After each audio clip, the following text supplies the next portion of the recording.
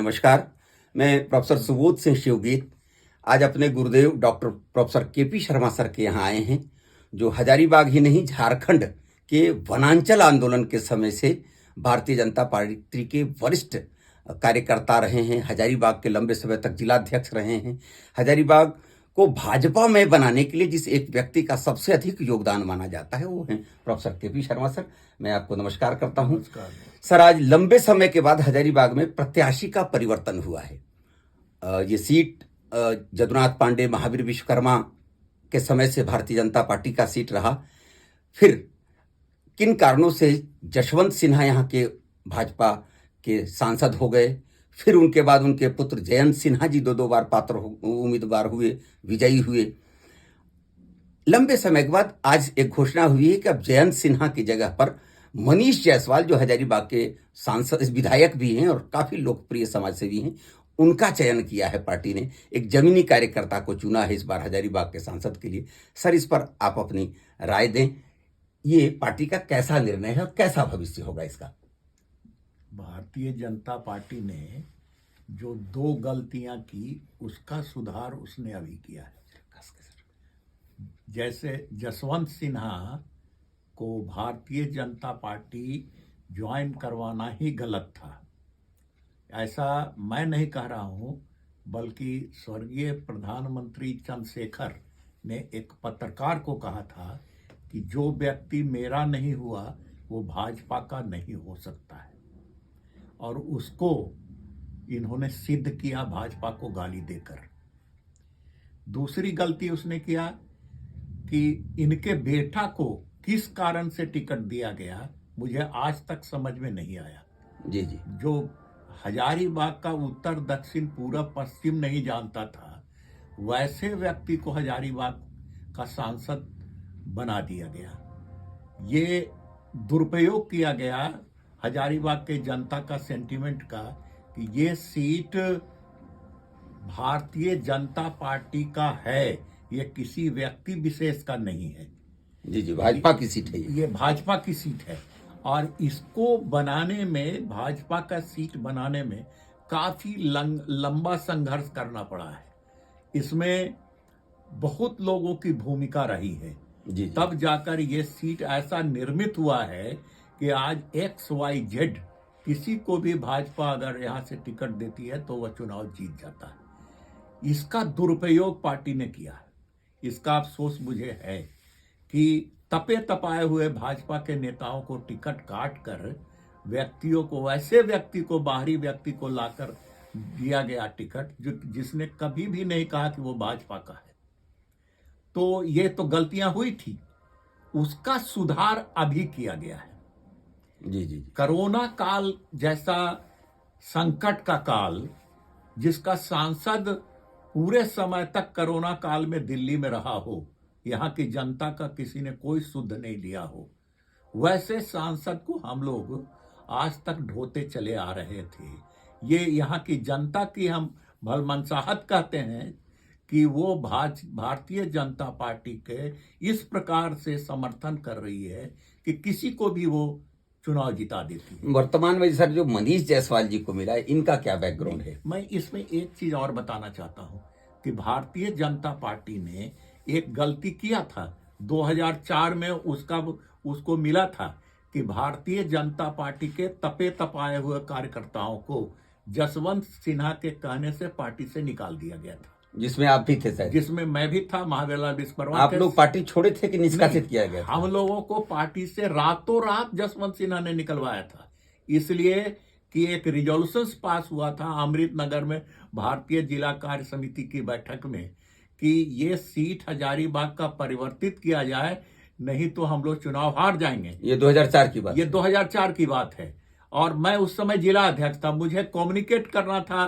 केंद्र को। जी जी। तो ऐसा जसवंत सिन्हा ने, उनके व्यक्ति उस समय प्रदेश के अध्यक्ष हुआ करते थे, वो हावी थे, वो उनके ऊपर हावी होगा कि तुम मेरा ये काम नहीं कर सकते हो। जी जी। कि बिना किसी कानून रूल फॉलो किए हुए, बिना कोई एक्सप्लेनेशन पूछे हुए, सिर्फ इसलिए कि केपी शर्मा इस चीज को दिल्ली कम्युनिकेट न कर दे पार्टी तो को। किसको निकाला गया था? उस समय सिर्फ मुझे निकाला गया, लेकिन बाद में इसके प्रोटेस्ट में और लोगों ने पार्टी छोड़ दिया, जैसे महावीरलाल विश्वकर्मा ने, शंकर चौधरी ने, सुबोध सिंह ने और बहुत सारे लोगों ने, इस तरह से विजय वर्मा ने, बहुत सारे लोगों ने पार्टी छोड़ दिया था।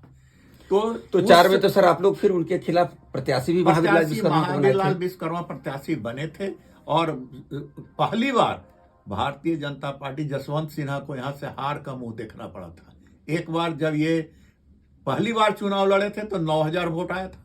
ये स्पष्ट जाहिर करता है कि क्या पॉपुलैरिटी थी उनकी हजारीबाग में, ये 9,000 वोट जाहिर करता है।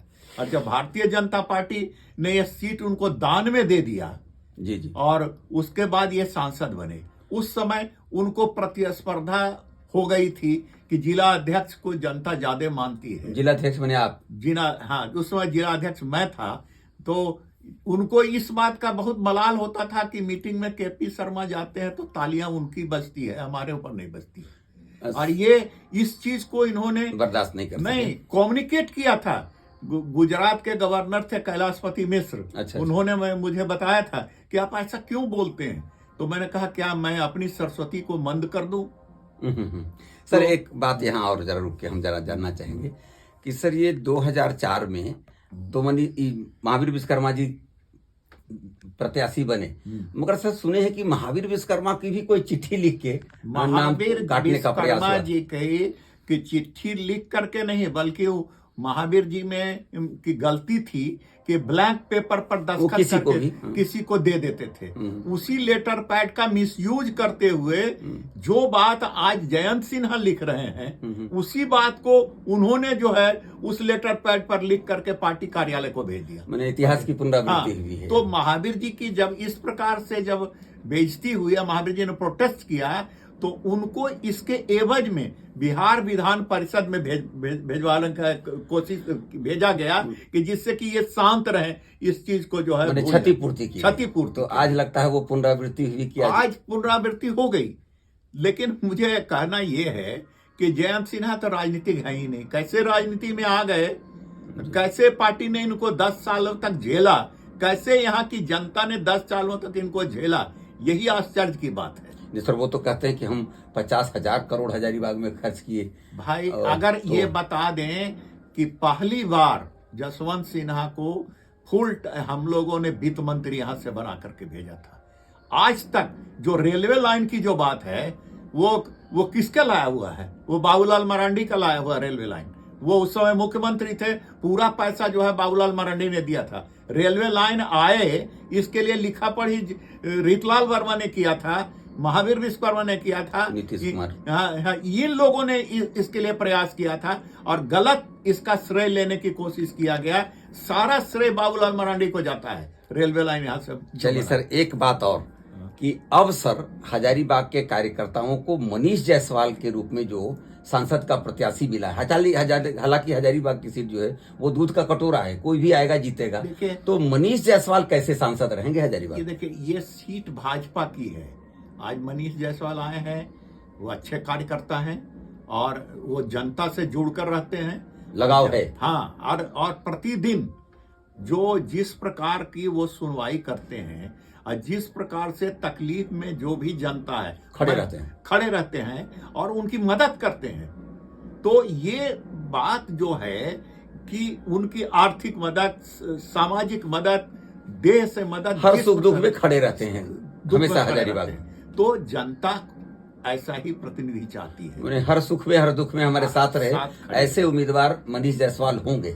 तो सर इनके मंगलमय भविष्य की कामना हम लोग करें। देखिए हम लोग तो भारतीय जनता पार्टी के बंधुआ मजदूर हैं और मनीष जायसवाल भी हमारे छात्र भी रहे हैं, और ऐसी स्थिति में हम लोग तो मनीष जायसवाल, पार्टी ने मनीष जायसवाल को टिकट दिया है, हम लोग मनीष जायसवाल का समर्थन करेंगे। चलिए सर बहुत खुशी हुई कि मनीष जायसवाल के रूप में एक धरती पुत्र को हजारीबाग में भारतीय जनता पार्टी ने सांसद के उम्मीदवार के रूप में उतारा है, जिसको कोरोना काल में हजारीबाग के गरीबों ने, अमीरों ने, पीड़ित में सबों ने देखा कि कोरोना काल में उनके पूरे परिवार को कोरोना हो गया, मगर मनीष जायसवाल सेवा के मामले में कभी पीछे नहीं हटा। अब हजारीबाग के सांसद होंगे। हजारीबाग के लोगों की ये प्रत्याशा कि हमारे बीच का कोई सांसद बने, ये टीस बहुत वर्षों से थी, ये टीस समाप्त होगा। बहुत बहुत नमस्कार सर। आज आपसे मैं उम्मीद करूंगा कि भारतीय जनता पार्टी के इस प्रत्याशी परिवर्तन की घड़ी में आप नए जो प्रत्याशी हैं उनको शुभ आशीर्वाद दें, यही मंगल कामना हम करते हैं। बहुत बहुत धन्यवाद। हमारे छात्र हैं, छात्र को हमेशा अपने गुरु की ओर से आशीर्वाद रहता है और उनको आशीर्वाद है। और हम चाहेंगे कि जितना आज वो जनता से जुड़े हुए हैं, अब उनके ऊपर उत्तरदायित्व 5 विधानसभा का होगा और झारखंड राज्य का होगा, और वो इस रूप में नेता के रूप में उभरे कि सिर्फ झारखंड का ही नहीं, देश का भी नेता बने। इस तरह का कोई काम ये। चलिए सर, बहुत बहुत धन्यवाद। आज हमने हजारीबाग ही नहीं, झारखंड के वरिष्ठतम भाजपा के कर्मठ और जुझारू कार्यकर्ता, प्रोफेसर राजनीति विज्ञान के अध्यक्ष से आज हजारीबाग की जमीनी राजनीति को जानने का प्रयास किया है। विश्वास है सर की इन बातों से हम प्रभावित होंगे, तो अपने मित्रों को ये बात शेयर करेंगे, सब्सक्राइब करेंगे। धन्यवाद।